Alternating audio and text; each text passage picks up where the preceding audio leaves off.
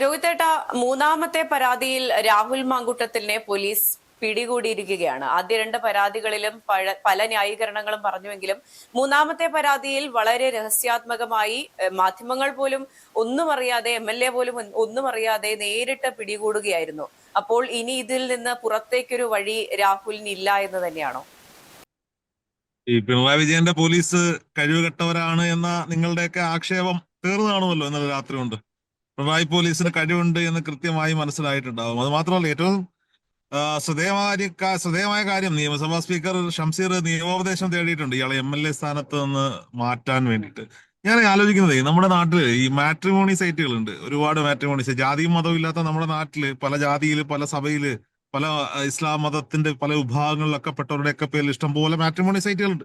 ഈ സൈറ്റുകളെല്ലാം നിയന്ത്രിക്കുന്നത് ചെന്നൈയിൽ ഇരുന്ന തമിഴ്നാട്ടുകാരാണ് എന്നുള്ളത് മറ്റൊരു സത്യം. എങ്കിൽ പോലും അവിടെയൊക്കെ നോക്കിക്കഴിഞ്ഞാൽ ഒരുപാട് ചെറുപ്പക്കാരായ ആണുങ്ങൾക്ക് പെണ്ണ് കിട്ടാതെ കഷ്ടപ്പെടുന്ന കാഴ്ചകൾ നമുക്ക് കാണാൻ പറ്റും. മാത്രമല്ല, നമ്മുടെയൊക്കെ നാട്ടിൽ ഒരുപാട് പേരുണ്ട്. ഞാനൊക്കെ 27ാമത്തെ വയസ്സിൽ കല്യാണം കഴിച്ചത് കൊണ്ട് തന്നെ നടന്നു. 30 കഴിഞ്ഞാൽ പെണ്ണ് കിട്ടാതെ കല്യാണം കഴിക്കാൻ മാന്യമായ തൊഴിലുണ്ട്, സർക്കാർ ഉദ്യോഗസ്ഥരായിട്ടുള്ള ആളുകൾ വരെ ഉണ്ട്, മാന്യമായിട്ടൊരു കല്യാണം കഴിക്കാൻ ഒരു പെണ്ണിനെ കിട്ടാതെ കഷ്ടപ്പെടും. അപ്പോ ഈ പീഡിപ്പിക്കാനും ഗർഭം ഉണ്ടാക്കാനും ഒക്കെ ഈ 3, 4, 5 സ്ത്രീകളെ എവിടുന്നാണ് ഇവർക്കൊക്കെ കിട്ടുന്നത് എന്ന് അതിശയത്തോടു കൂടി നോക്കേണ്ടുന്ന ഒരു സാഹചര്യത്തിലൂടെയാണ് പോയിക്കൊണ്ടിരിക്കുന്നത്. മനസ്സിലാകുന്നില്ല ഈ കാലത്തിന്റെ പോക്ക് ഇതെങ്ങോട്ടാണ് എന്നുള്ളത്.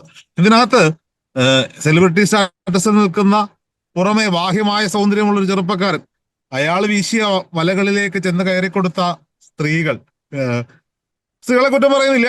ഈ ഘട്ടത്തിൽ സ്ത്രീകളെ കുറ്റം പറഞ്ഞാൽ ഞാനും വട്ടിയൂർക്കാവ് അജിത്തും തമ്മിൽ വേറെ വ്യത്യാസം ഇല്ലാതായി പോകും എന്നുള്ളത് കൊണ്ട് ഞാൻ കുറ്റമൊന്നും പറയുന്നില്ല. എന്തായാലും ഒരുപാട് പേരെ ഇയാള് പറ്റിച്ചിരിക്കുന്നു. ഇയാളുടെ പേര് കൃഷ്ണൻ എന്നൊന്നുമല്ലല്ലോ, രാഹുൽ എന്നല്ലേ. അതുകൊണ്ട് നമുക്കത് സഹിക്കാനും പൊറുക്കാനും പറ്റുന്നതിനപ്പുറത്തേക്ക്, അതായത് അതിനേക്കാൾ അപ്പുറത്തേക്ക് ഇയാൾ ഉത്തരവാദിത്തപ്പെട്ട ഒരു ജനപ്രതിനിധിയാണ്, രാഷ്ട്രീയ പ്രവർത്തകനാണ്.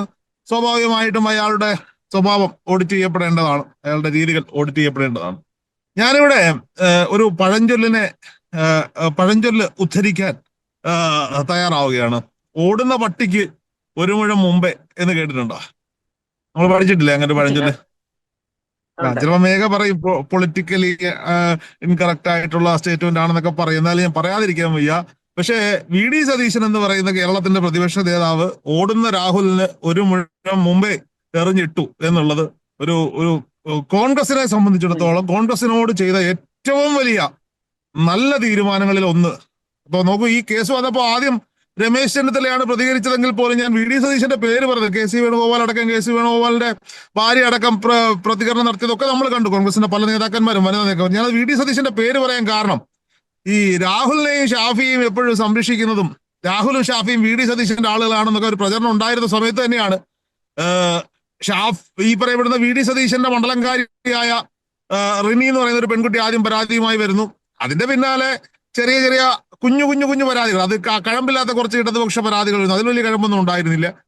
പക്ഷേ ആ പരാതികൾ വന്നപ്പോൾ തന്നെ ഇതിനെ സീരിയസ് ആയി എടുത്തുകൊണ്ട് തന്റെ പിതൃതുല്യനായിരിക്കുന്ന തന്റെ മണ്ഡലത്തിലെ ഒരു കുട്ടിക്ക് ഇങ്ങനെ ഒരു അബദ്ധം നേരിട്ടപ്പോൾ തന്നെ VD സതീശൻ അതിന്മേൽ പ്രതികരണം നടത്തുന്നു. ഇയാളെ പാർട്ടിയിൽ നിന്ന് സസ്പെൻഡ് ചെയ്യാൻ പറയുന്നു. ഇയാളെ പാർട്ടിയിൽ നിന്ന് സസ്പെൻഡ് ചെയ്യുന്ന സാഹചര്യം ഉണ്ടാകുന്നു. പിന്നീട് വലിയ ഷോയൊക്കെ കാണിച്ച് നിയമസഭയിലേക്ക് വന്നു കയറിയപ്പോ അവിടുന്ന് VD സതീശൻ മാത്രം മുഖം കറുപ്പിക്കുന്ന സീനൊക്കെ നമ്മൾ കണ്ടതാണ്, നിലപാടെടുത്ത സീൻ നമ്മൾ കണ്ടതാണ്. അപ്പോഴും പലരും പറഞ്ഞെന്താന്ന് വെച്ചാൽ VD സതീശനെ ഏതാണ്ടൊക്കെ ചെയ്യാനുള്ള എന്തൊക്കെയോ സാധനങ്ങൾ രാഹുലിന്റെ കയ്യിൽ ഇരിക്കുന്നു. അതെ, ഈ കമന്റ് ബോക്സുകളിൽ നിറയുന്ന കമന്റുകളിൽ ചിലത് പറയുന്നത് ഇങ്ങനെയാണ്: VD സതീശൻ എന്ന കോൺഗ്രസ് നേതാവിന് വളർന്നു വരുന്ന രാഹുൽ എന്ന പുലിയെ പേടിയാണ്, അതുകൊണ്ട് അയാളുടെ രാഷ്ട്രീയ ജീവിതം അവസാനിപ്പിക്കാൻ മനഃപൂർവ്വം VD സതീശൻ ചെയ്തതാണെന്നുള്ള ഒരു വാദവും പലരും പറയുന്നുണ്ട്. രാഹുലിന്റെ ഗുരു ഷാഫിയുടെ ഗുരു ഉമ്മൻചാണ്ടിയുടെ കാലത്ത് വളർന്നു വന്ന നേതാവിന്റെ പേരാ VD സതീശൻ, പിന്നല്ലേ രാഹുൽ. അതുപോട്ടെ, രാഹുലിന് അത്യാവശ്യം നല്ല ജനശ്രദ്ധ കിട്ടിയിരുന്നു, രാഹുലിന് അത്യാവശ്യം സോഷ്യൽ മീഡിയ സപ്പോർട്ട് ഉണ്ടായിരുന്നു, പബ്ലിക്കിന്റെ ഇടയിൽ സപ്പോർട്ട്. ഇതിനൊക്കെ ഒരു കാരണവും ഈ പറയപ്പെടുന്ന ഷാഫി പറമ്പിലിനൊപ്പം നിന്നതും VD സതീശനൊപ്പം നിന്നതും ഒക്കെ തന്നെയാണ്. രാഹുൽ നല്ല രാഷ്ട്രീയക്കാരനായിരുന്നു, പക്ഷെ നല്ല മനുഷ്യനല്ലാതായി പോയി. എന്ത് ചെയ്യാൻ പറ്റും? നന്നായി സംസാരിക്കാൻ അറിയാവുന്ന, നന്നായി സിസ്റ്റത്തെ ചലിപ്പിക്കാൻ അറിയാവുന്ന ക്രൗഡ് പുള്ളർ ആയിരുന്നു രാഹുൽ മാങ്കൂട്ടത്തിൽ. പക്ഷേ രാത്രിയുടെ അന്ത്യയാമങ്ങളിൽ അയാൾ ഇരതേടി ഇറങ്ങുന്ന ഇരപിടിയനായിരുന്നു എന്നുള്ളതാണ്. ഇപ്പൊ നോക്കൂ, ഒരാൾക്ക് ഒരു മനുഷ്യന് ഒരാളോടോ മറ്റു 2 പേരോടോ 3 പേരോടോ ഒക്കെ പ്രണയം തോന്നുന്നതോ പ്രണയം തുറന്നു പറയുന്നതോ ഒന്നും വലിയ തെറ്റാണെന്ന് എനിക്ക് തോന്നുന്നില്ല. അല്ലെങ്കിൽ അവർ തമ്മിലുള്ള റിലേഷൻഷിപ്പിലാകുന്നതും വലിയ തെറ്റാണെന്ന് തോന്നുന്നില്ല. ഇതൊന്നും അല്ലല്ലോ. ഇത് ഇയാൾക്ക് സാറ്റിസ്ഫാക്ഷൻ ഉണ്ടാവണമെങ്കിൽ അയാൾ റിലേഷൻഷിപ്പിലാകുന്ന സ്ത്രീ ഗർഭിണിയാകണം എന്ന് പറയുന്ന മാനസികാവസ്ഥയോടാണ് എന്താണെന്ന് മനസ്സിലാക്കാൻ പറ്റുന്നില്ല. ഇപ്പോ നമ്മുടെ നാട്ടിലെ ഉഭയകക്ഷി സമ്മതപ്രകാരമുള്ള ലൈംഗിക ബന്ധമൊന്നും ഈ പറയപ്പെടുന്ന രീതിയിൽ തെറ്റൊന്നുമല്ല, രണ്ടുപേർക്കും സമ്മതമാണെങ്കിൽ. ഇതൊരാളെയൊക്കെ ഹറാസ് ചെയ്യാനും അയാളെ സത്യം പറഞ്ഞ മലയാളത്തിൽ പറഞ്ഞ വേറെ പല ഭാഷകളും അറിയാതെ നാക്കിന്റെ തുമ്പത്തേക്ക് കയറി വരുന്ന ഒരു സാഹചര്യം നിലവിലുണ്ട്. 1 കഴിയുന്നു, 2 കഴിയുന്നു, ഇത് 3ാമത്തെ പരാതി. ഇനി 30 ആകുമോ, 300 ആകുമോ, 3000 ആകുമോ എന്ന സംശയമാണ്. പണ്ട് കാസനോവ എന്ന് പറഞ്ഞൊരു കഥാപാത്രത്തെ പറ്റിയൊക്കെ നമ്മൾ കേട്ടിട്ടുണ്ട്. മലയാള സിനിമയില് അടക്കം പറയാറുണ്ട് ചില ആളുകൾക്ക് ഇത്തരത്തിലുള്ള ഒരുപാട് കാമുകിമാരുണ്ട് എന്നൊക്കെ. പക്ഷെ അവിടെ ഒന്നും പരാതിയില്ല. അവിടെയൊന്നും അവര് സ്നേഹം കൈമാറുക മാത്രമാണ് ചെയ്യുന്നത്. ഇത്തരത്തിൽ ഒരാളുടെ ജീവിതം നശിപ്പിക്കുന്നൊന്നുമില്ല. അപ്പൊ ഞാൻ തിരിച്ച് വി ഡി സതീശനിലേക്ക് വരാം. അപ്പൊ ഇപ്പോഴും വി ഡി സതീശൻ അന്ന് അങ്ങനെ ഒരു നിലപാടെടുത്തില്ലായിരുന്നുവെങ്കിൽ ഒരുപക്ഷെ രമേശ് ചെന്നിത്തലയുടെയോ കെ സി വേണുഗോപാലിന്റെയോ എതിർപ്പിനപ്പുറത്തേക്ക് ഈ പറയപ്പെടുന്ന രാഹുൽ ഇപ്പോഴും പാർട്ടിയിൽ തുടരുമായിരുന്നു. ഒരുപക്ഷെ ഈ പറയപ്പെടുന്ന തദ്ദേശ സ്വയംഭരണ സ്ഥാപനങ്ങളിലേക്കുള്ള തെരഞ്ഞെടുപ്പിലെ സ്റ്റാർ ക്യാമ്പയിനറൊക്കെ ആയി മാറിയനെയാണ്. വി ഡി സതീശന് ജനങ്ങളുടെ കൈയടി കിട്ടാൻ വേണ്ടി വേണമെങ്കിൽ രാഹുലിനെ നിന്ന് സംരക്ഷിക്കുന്ന നിലപാട് എടുക്കാമായിരുന്നു. പക്ഷേ കൃത്യമായി കോൺഗ്രസ് നേതൃത്വത്തിന് ഇപ്പൊ പോലീസിന്റെ 3ാമത്തെ പരാതി ഇപ്പോഴേ കിട്ടിയുള്ളെങ്കിൽ ഞാൻ മനസ്സിലാക്കുന്നത് 10ലധികം പരാതികൾ കോൺഗ്രസിന്റെ നേതൃത്വത്തിന്റെ കയ്യിലുണ്ട്. പരാതി മുന്നിൽ നിൽക്കുന്നുണ്ട്. അതിന്റെ തീവ്രത എത്ര മാത്രമാണെന്ന് മാത്രം വിശ്വാസയോഗ്യമാണോ എന്ന് മാത്രമാണ് അവർക്ക് മുന്നിൽ കാണേണ്ടത്. എന്തായാലും ഈ പട്ടിക്ക് പേ പിടിക്കുമെന്നും ഈ പേ പിടിച്ച പട്ടി നാട്ടുകാരെ മുഴുവൻ കടിക്കുമെന്നും ആ കടി കൊണ്ടാൽ അത് ഏറ്റവും കൂടുതൽ ബാധിക്കാൻ പോകുന്നത് കോൺഗ്രസിനാണെന്നും കൃത്യമായി മനസ്സിലാക്കിക്കൊണ്ട് തന്നെയാണ്. അല്ലെങ്കിൽ ഈ പേപ്പട്ടിയെ ഇറക്കി ഈ പറയപ്പെടുന്ന കോൺഗ്രസിന്റെ ജനപ്രതിനിധി നശിപ്പിക്കാൻ ഒരു കൂട്ടം ആളുകൾ അപ്പുറത്തുണ്ട് എന്ന് മനസ്സിലാക്കിക്കൊണ്ട് കേരളത്തിന്റെ പ്രതിപക്ഷ നേതാവ് വി ഡി സതീശനും ഒപ്പം കേരളത്തിന്റെ മുൻ പ്രതിപക്ഷ നേതാവായിരിക്കുന്ന രമേശ് ചെന്നിത്തലയും AICC സംഘടനാ ചുമതലയുള്ള ജനറൽ സെക്രട്ടറി കെ സി വേണുഗോപാലും അടക്കം ഈ നാട്ടിലുള്ള മുഴുവൻ നേതാക്കന്മാരും കൂടി ഒത്തുചേർന്ന് ഇയാളെ പുറത്താക്കാൻ തീരുമാനിച്ചത് അത്യുത്തമമായ തീരുമാനമാണ് എന്ന് തെളിയിക്കുന്ന ദിവസമാണ് കടന്നു പോകുന്നത്. ഒരു കള്ളനും ഒരുപാട് കാലമൊന്നും അങ്ങ് ഒളിച്ചിരിക്കാനൊന്നും പറ്റില്ലല്ലോ. അപ്പൊ ഇയാളെ ആദ്യത്തെ കേസിൽ പെടുത്തുന്നു, 2ാമത്തെ കേസ് വരുന്നു. 2ാമത്തെ കേസിന് വലിയ വ്യക്തമായ തെളിവുകളോ കാര്യങ്ങളോ ഒന്നും ഉണ്ടാകുന്നില്ല. അപ്പൊ ഇയാളെ കുടുക്കിയതാണോ എന്ന് സ്വാഭാവികമായ സംശയം ഉണ്ടാകുന്നു. പൊതുസമൂഹം അയാൾക്കൊപ്പം ഒരു വിഭാഗം വലിയ ഭൂരിപക്ഷം ആളുകൾ ഈ പറയപ്പെടുന്നത് ഞാൻ പോലും പലപ്പോഴും ഇത് രാഹുൽ മാങ്കൂട്ടത്തിലെ കുടുക്കിയതാണ് ആണോ എന്ന സംശയം ഉന്നയിച്ചിരുന്നു.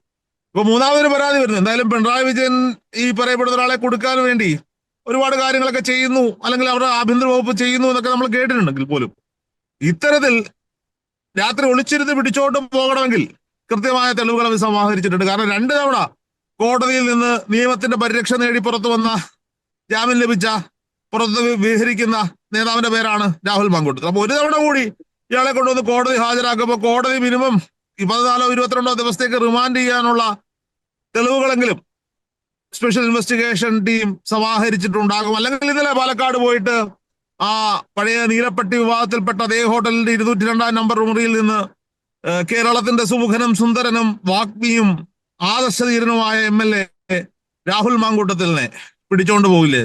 എനിക്ക് തോന്നുന്നു കുറെ നാളുകൾക്ക് മുമ്പ് ഈ പറയപ്പെടുന്ന PC ജോർജ് അവിടെ നമ്മൾ ഒറ്റയ്ക്ക് ജയിച്ച് MLA ആയി നിയമസഭയിൽ ഒറ്റയ്ക്ക് ഇരുന്ന കക്ഷിയാണ്.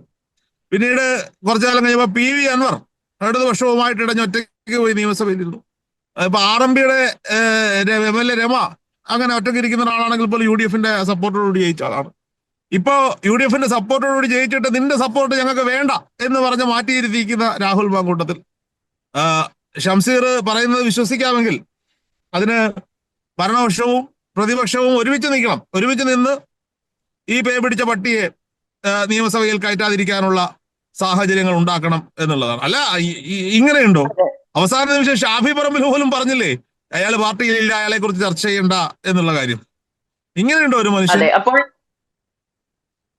പാലക്കാട് ഇപ്പോൾ നിയമസഭാ തെരഞ്ഞെടുപ്പ് അടുക്കുകയാണ്. പാലക്കാട് ഇതിന്റെ തിരിച്ചടി ഉണ്ടാകുമോ? കോൺഗ്രസിന് ഇതുമായി ബന്ധപ്പെട്ട വോട്ട് ചോർച്ച ഉണ്ടാകാൻ അല്ലെങ്കിൽ BJPക്ക് അവിടെ ഒരു മുന്നേറ്റം ഉണ്ടാക്കാനുള്ള സാധ്യത ഇതുമൂലം ഉണ്ടാകുമോ?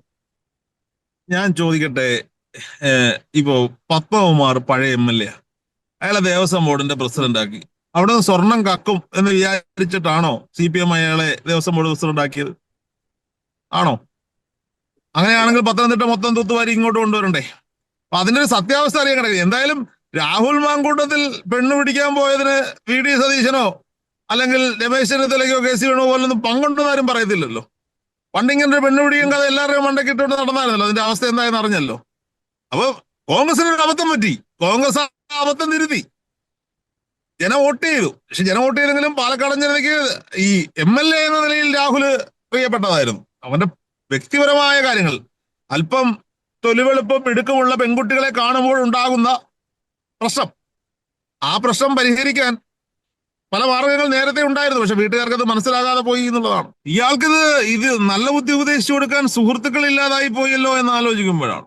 ഇപ്പോഴും പല വീടുകളിലും പല റൂമുകളിലുമൊക്കെ ഇരുന്ന് പല പെൺകുട്ടികളും സ്വന്തം കൂട്ടുകാരോടൊക്കെ ഉപദേശം ചോദിക്കുന്നുണ്ടെന്നാണ് കേട്ടെ. എന്റെ അനുഭവം കൂടി അങ്ങ് പരാതിയായിട്ട് കൊടുത്താലോ? ഇപ്പോഴും പരാതികളുടെ ഒരു അംശം പോലും പുറത്തു വന്നിട്ടില്ല. ടൈറ്റാനിക്കിൽ ഇടിച്ച മഞ്ഞുമലയുടെ അറ്റം മാത്രമാണ്. മഞ്ഞുമല താഴോട്ട് ഒരുപാടുണ്ട്. ഈ മഞ്ഞുമലയിലൊന്നും ഇടിച്ചാൽ കോൺഗ്രസിനൊന്നും പറ്റില്ല. കാരണം ഓടുന്ന രാഹുലിന് ഒരു മുഴം മുമ്പേ എറിഞ്ഞിട്ടു എന്നുള്ളതാണ്. എന്തായാലും ഉപ്പ് തിന്നവൻ വെള്ളം കുടിക്കട്ടെ. രേഖ, നിങ്ങൾ സ്ത്രീപക്ഷ അരികവൽക്കരിക്കപ്പെടുന്ന സമൂഹത്തിന്റെ ആളുകളായ നിങ്ങൾ സ്ത്രീപക്ഷ മാധ്യമ പ്രവർത്തകർക്ക് എന്താണ് ഈ വിഷയത്തിലുള്ള പ്രതികരണം? ഇത് ആദ്യഘട്ടത്തിൽ ആദ്യ പരാതി വന്നപ്പോൾ തന്നെ നമ്മൾ എല്ലാവരും പറഞ്ഞതാണ് ഈ പരാതിയിൽ കഴമ്പുണ്ട്, ആ പെൺകുട്ടി പറയുന്നത് സത്യമാണെന്ന്. അപ്പോൾ ആദ്യ പരാതി വന്നപ്പോൾ ആ പെൺകുട്ടി വിവാഹിതയാണെന്ന് പലരും പറഞ്ഞു. രണ്ടാമത്തെ പരാതി വന്നപ്പോൾ അതൊരു ഫാബ്രിക്കേറ്റഡ് സ്റ്റോറി മാത്രമാണെന്ന് പറഞ്ഞു. ചിലപ്പോൾ ഈ മൂന്നാമത്തെ പരാതിയിലും ഇതുപോലൊരു ലൂപ്പ് ഹോൾ കണ്ടുപിടിച്ച് ന്യായീകരണവുമായി പലരും വരുമായിരിക്കും. പക്ഷെ സത്യം മറച്ചു വെക്കാൻ കഴിയില്ല. ഇപ്പോൾ 3 അല്ല 30 അല്ല 300 പരാതി വന്നാലും രാഹുൽ മാങ്കൂട്ടത്തിൽ എന്ന വ്യക്തി ഒരു ഹാബിച്വൽ ഒഫൻഡർ ആണ്. അദ്ദേഹം സ്ത്രീകളെ ചൂഷണം ചെയ്യുന്ന ഒരു വ്യക്തിയാണ് എന്നുള്ള കാര്യം സത്യമായി തന്നെ തുടരും എന്നുള്ളതാണ്. പിന്നെ ചേട്ടാ, പറഞ്ഞോളൂ. രാഹുൽ മാങ്കൂട്ടത്തിൽ പാലക്കാട് ഒരു പരിപാടിക്ക് വന്നപ്പോ രാഹുലിന്റെ കയ്യിൽ കെട്ടിയ ഒരു വാച്ചിന്റെ സ്ക്രീൻഷോട്ട് എടുത്ത് ഷെയർ ചെയ്തിട്ട് ഇടത് സൈബറിടങ്ങൾ പറഞ്ഞായിരുന്നു, യൂത്ത് കോൺഗ്രസ് വയനാട്ടിലേക്ക് പിരിച്ച പൈസ എങ്ങും പോയിട്ടില്ല, രാഹുലിന്റെ കയ്യിൽ വാച്ചായി കിടക്കുന്നുണ്ട്, 10-20 ലക്ഷം രൂപ വിലയുള്ള ഒരു വാച്ചാണ് എന്നാണ് ഞാൻ ഓർക്കുന്നത്. ആ വാച്ചിന്റെ സോഴ്സ് ഏതാണെന്ന് ഇപ്പൊ ഈ കേസ് വന്നപ്പോ പുറത്തു വന്നിട്ടുണ്ട്. അപ്പം യൂത്ത് കോൺഗ്രസ് വയനാട്ടിലേക്ക് പിരിച്ച പൈസയൊന്നും അങ്ങനെ കൊണ്ടുപോകാൻ സമ്മതിച്ചിട്ടില്ല കേട്ടോ. അതെ. അപ്പോൾ രാഹുൽ മാങ്കൂട്ടത്തിൽ എന്ന രാഷ്ട്രീയ നേതാവിന്റെ അവസാനമാണോ ഇത്? രാഷ്ട്രീയ വനവാസത്തിൽ അല്ലെങ്കിൽ രാഷ്ട്രീയത്തിന്റെ അവസാനത്തിലേക്കാണോ അദ്ദേഹം പോകുന്നത്? ഉളുപ്പുണ്ടെങ്കിൽ ഈ കേസുകളൊക്കെ അവസാനിപ്പിച്ചിട്ട് വല്ല ഗൾഫിലും പോയി ഒട്ടകത്തെ കറക്കുകയോ ഒട്ടകത്തിന് ചാണകം വാരിയോ മരുഭൂമിയില് ഈന്തപ്പനയില് ഈന്തപ്പഴത്തിനകത്ത് കുരു നിറക്കുന്ന ജോലിക്കോ പോകണം. അതിനപ്പുറത്തേക്ക് ഒന്നും പറയാനില്ല.